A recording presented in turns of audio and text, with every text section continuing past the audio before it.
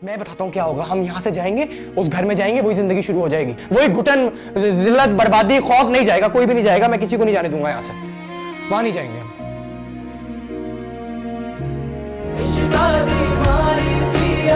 साथ छोड़ना वे हमसे जो भूल हुई है, कुछ तो भूलना। एक बार मिलने में कोई हर्ज नहीं था, अगर वो मिलना चाहता है तो। पता नहीं, एक तो आपको उन लोगों से इतनी हमदर्दी क्यों है, मेरी तो समझ से बाहर है। हमदर्दी की बात नहीं है, इस मसले का कोई भी हल तो बातचीत से ही हल होगा ना। जितनी बातचीत करनी थी करके देख तो लिया आपने, सारे अंदाज देख लिए, नरमी भी दिखा दी, गर्मी भी दिखा दी। वर्दा की तलाक हो गई, एक बच्चे के साथ दोबारा शादी उसकी मुश्किल हो जाएगी। दे देंगे बच्चा उसके बाप को, वो पाल ले, या फिर हम रख लेंगे।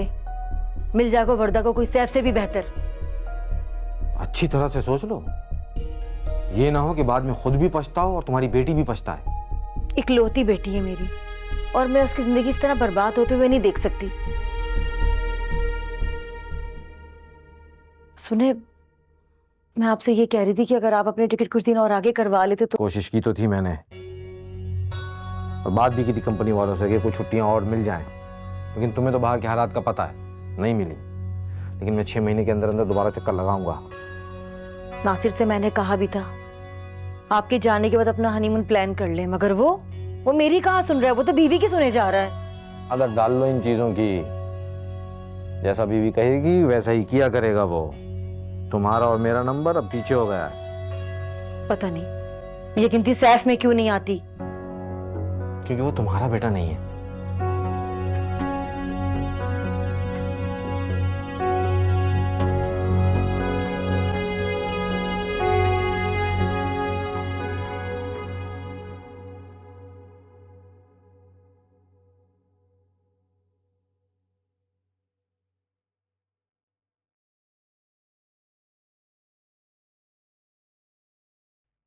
आप खुला का केस वापस ले रही हैं? तुम्हें कैसे पता? उस बात को छोड़ें, मैं जो कह रहा हूँ आप मुझे बताएं। फिर भी तुम्हें कैसे पता? लॉयर की कॉल आई थी, वो कह रहा था ड्यूज क्लियर करने। उससे कुछ वक्त ले लो, मैं कुछ हफ्तों में कर दूंगी क्लियर। नहीं नहीं, आप नहीं करेंगे ऐसा कुछ भी। मैंने आपको मना किया था, मैंने आपको कहा था इस तरह का कुछ ना करना। जवेरिया की शादी पे तुम्हारे अब्बा की शर्त ये थी कि वो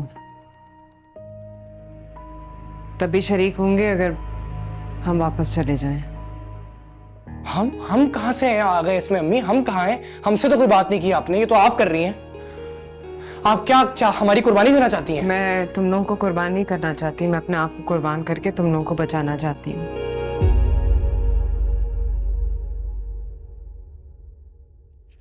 क्यों हम यहाँ क्यों आए हैं फिर? क्यों आए हैं? जब वापस ही जाना था क्यों आ मुझे गए? नहीं पता क्यों आए, खुशफहमी थी, गलती थी, जज्बाती हुए, मुझे नहीं पता।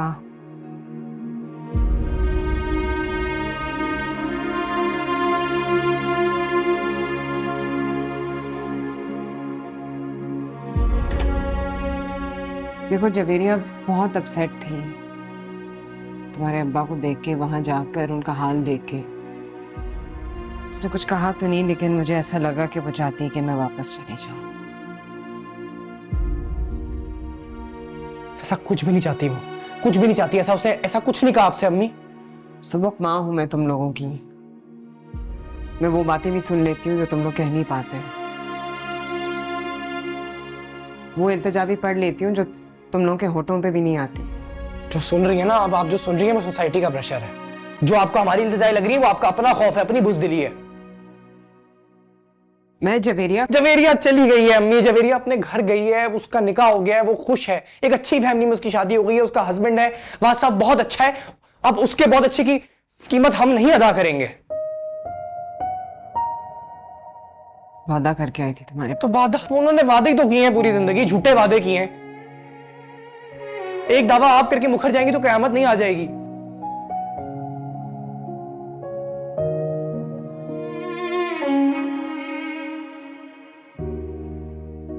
क्या लग रहा है आपको, क्या लग रहा है वो इंतजार कर रहे हैं वहां हमारा, हम यहाँ से जाएंगे उधर वो खुशी खुशी गले मिलकर इस्तकबाल करेंगे, कुछ नहीं होगा ऐसा। या आपको क्या लग रहा है उन्होंने कुछ सबक सीख लिया, अब जाके वो कोई बहुत अच्छे इंसान बन गए? कुछ भी नहीं है ऐसा।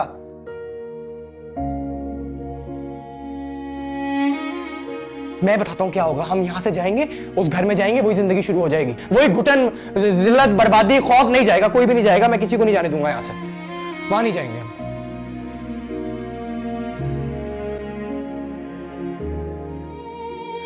अच्छा फैसला लिया है, इतना अच्छा फैसला आपने लिया खुद के लिए, हमारे लिए, डटी रहे उस पे। सबक मेरी बात मुझे नहीं सुननी, मुझे कोई, आज मैं अम्मी कोई बेचारगी की, कोई मजबूरी की कहानी नहीं सुनूंगा, बहुत सुन ली, और ये मुझे नहीं अच्छी लगती है। ये मुझे तो फिल्मों में कभी समझ नहीं आया रोना धोना।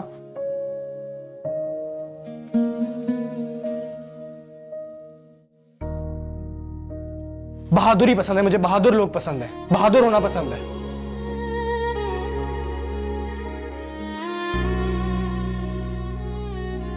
मेरे रोल मॉडल भी हमेशा बहादुर लोग रहे हैं, और मैं चाहता हूं मेरे माँ बाप में से अब कोई एक मेरा रोल मॉडल बने। अम्मी, आपको खुद पे तो तरस नहीं आता, लेकिन आपको हम पे भी तरस नहीं आता। ये इतने महीने जो हमने जिंदगी गुजारी ना इस घर में, ये अच्छी जिंदगी थी, हम सब खुश हैं, है ना? और अम्मी, आपको पता है मुझे अपनी चीजें नहीं छुपानी पड़ती हैं अब। अपना पर्स, अपने पैसे जगह जगह छुपाने नहीं पड़ते मुझे अब। और मैं अब घर के शोर से नहीं उठती, ना ही किचन में टूटने वाले बर्तनों से मुझे डर लगता है, मुझे पैनिक अटैक्स नहीं होते अब अम्मी। मैं खुश हूँ यहाँ पे, ये अच्छी जिंदगी है। क्या आपको ये जिंदगी पसंद नहीं है, सुकून और आजादी की?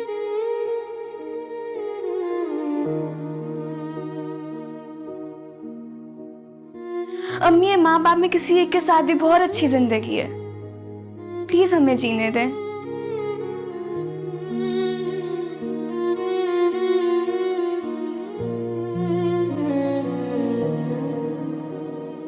अम्मी, आपको याद है आप बचपन में हमें एक कहानी सुनाती थी, एक कैदी और परिंदे की, जो पिंजरे से बाहर पाँव ही नहीं रख पाता था सिर्फ खौफ की वजह से। उसे लगता था कि शायद ये खुला दरवाजा एक वहम है। उसको ये खौफ था कि अगर वो पाँव बाहर रख भी देगा तो वो कैद करने वाला उसकी गर्दन मरोड़ देगा।